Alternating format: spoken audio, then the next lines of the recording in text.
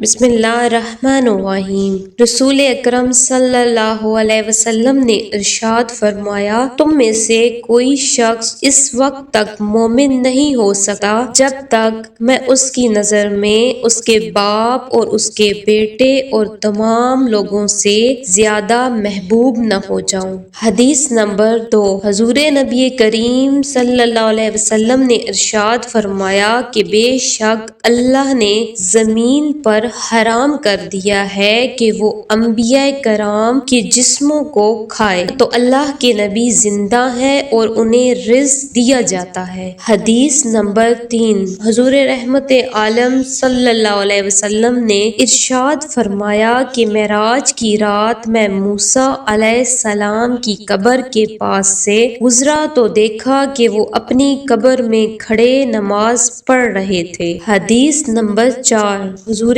شافع یوم النشور صلی اللہ علیہ وسلم نے ارشاد فرمایا کہ ہر نبی کی ایک خصوصی دعا ہوتی ہے جسے اللہ تعالیٰ ضرور قبول فرماتا ہے، تو ہر نبی نے وہ دعا مانگ لی، لیکن میں نے اپنی دعا کو قیامت کے دن اپنی امت کی شفاعت کے لیے بچا کر رکھ لیا۔ حدیث نمبر 5۔ حضرت ابن عباس رضی اللہ تعالی عنہما بیان کرتے ہیں کہ رسول اکرم صلی اللہ علیہ وسلم نے ارشاد فرمایا کہ میں نے اپنے رب تبارک و تعالیٰ کو دیکھا۔ حدیث نمبر 6۔ رسول اکرم صلی اللہ علیہ وسلم نے ارشاد فرمایا کہ قیامت کے دن مجھ سے سب سے زیادہ قریب وہ شخص ہوگا جو مجھ پر سب سے زیادہ درود بھیجتا ہے۔ حدیث نمبر 7۔ رسول اللہ صلی اللہ علیہ وسلم نے ارشاد فرمایا کہ وقت پر ادا کی ہوئی نماز اللہ تعالیٰ کو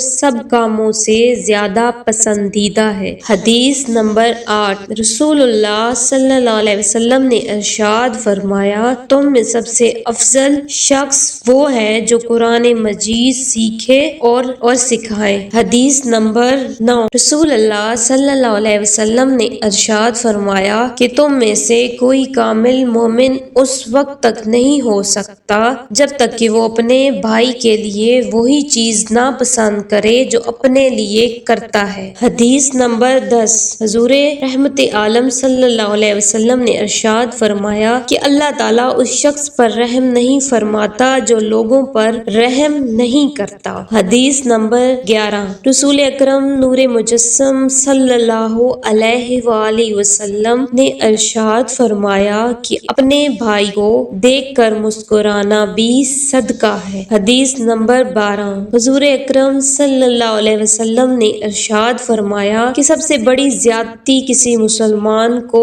بے عزت کرنا ہے۔ حدیث نمبر 13۔ حضور نبی کریم صلی اللہ علیہ وسلم نے ارشاد فرمایا کہ وہ شخص ہم میں سے نہیں جو ہمارے چھوٹوں پر شفقت نہ کرے اور ہمارے بڑوں کی عزت نہ کرے۔ حدیث نمبر 14۔ حضور نبی کریم صلی اللہ علیہ وسلم نے ارشاد فرمایا کہ تم میں سب سے اچھے وہ ہیں جن کے اخلاق سب سے اچھے ہیں۔ حدیث نمبر 15۔ نبی کریم صلی اللہ علیہ وسلم نے فرمایا کہ جب بندہ جھوٹ بولتا ہے تو اس کے منہ کی بدبو کی وجہ سے فرشتے اس سے 1 میل دور چلے جاتے ہیں، 1 میل دور ہو جاتے ہیں۔ حدیث نمبر 16۔ حضرت قتادہ رضی اللہ تعالی عنہ بیان کرتے ہیں، رسول اللہ صلی اللہ علیہ وسلم سے پیر کے دن روزہ رکھنے کے بارے میں پوچھا گیا تو آپ صلی اللہ علیہ وسلم نے فرمایا، میں اس دن پیدا ہوا تھا